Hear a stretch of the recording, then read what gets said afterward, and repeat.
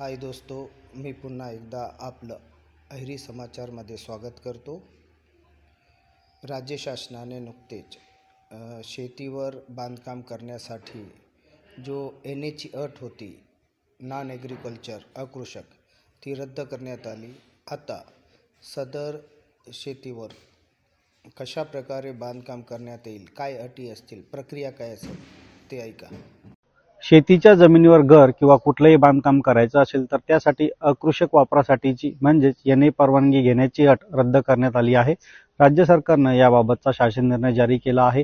त्यानुसार मग आता शेतीच्या जमिनीवर जर का बांधकाम करायचं असेल तर त्यासाठीची नेमकी प्रक्रिया कशी असेल याचीच माहिती आपण या व्हिडिओत पाहणार आहोत। नमस्कार, मी श्रीकांत बंगाळे, तुम्ही बघत आहात BBC मराठीची गावाकडची गोष्ट क्रमांक 176। हा व्हिडिओ पुढे पाहण्याआधी BBC मराठीचं व्हॉट्सअप चॅनल नक्की जॉईन करा।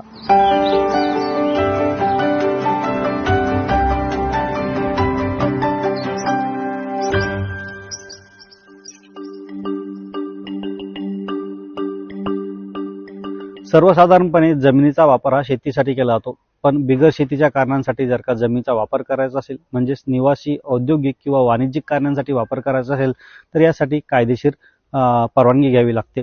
आणि ही जी प्रक्रिया आहे शेतीच्या जमिनीचं बिगर शेतीमध्ये रूपांतर करण्याची प्रक्रिया, त्याला एनए असं म्हटलं जातं, म्हणजेच नॉन ॲग्रिकल्चर किंवा अकृषिक असं म्हटलं जातं।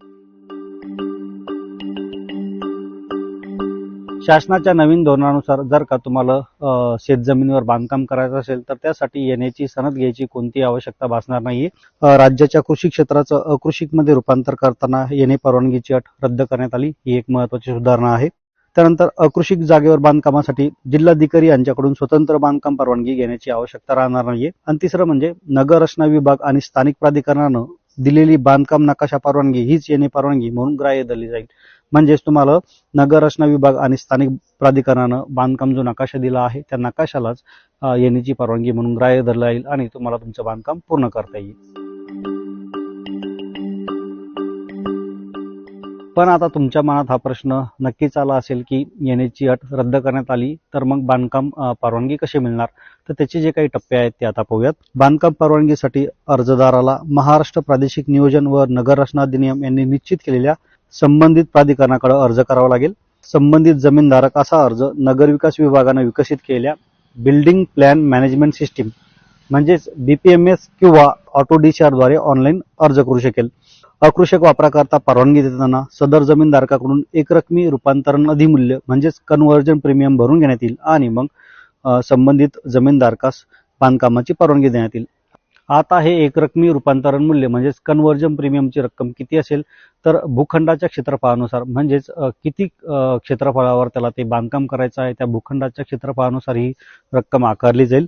तर 1000 चौरस मीटर पर्यंत क्षेत्राच्या भूखंडासाठी जमिनीच्या चालू बाजार मूल्याच्या 0.10%, 1001 ते 4000 चौरस मीटर पर्यंत क्षेत्राच्या भूखंडासाठी जमिनीच्या चालू बाजार मूल्याच्या 0.25%, तर 4001 चौरस मीटर पेक्षा जास्त 1 एकरपेक्षा जास्त क्षेत्राच्या भूखंडासाठी जमिनीच्या चालू बाजार मूल्याच्या 0.50% इतकं अधिमूल्य आकारलं जाईल। एनए प्रक्रियेत ज्या 2 महत्त्वाच्या आणखी सुधारणा करण्यात आल्या त्यामध्ये पहिली गोष्ट म्हणजे बांधकाम परवानगी मिळताच महसूल विभागाच्या संगणकीय प्रणालीद्वारे 7/12 उतार्यात आपोआप फेरफार नोंद घेतली जाईल।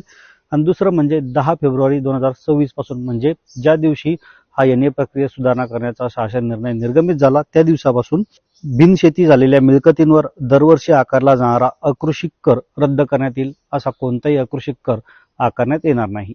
तर मग मंडळी, एनए प्रक्रियेतील सुधारणांविषयी माहिती सांगणारी BBC मराठीची गावाकडची गोष्ट तुम्हाला कशी वाटली ते कमेंट करून सांगा। तुम्हाला एखाद्या विषयावर माहिती हवी असल्यास ती सुद्धा सांगा। तूर्तास थांबूयात। धन्यवाद।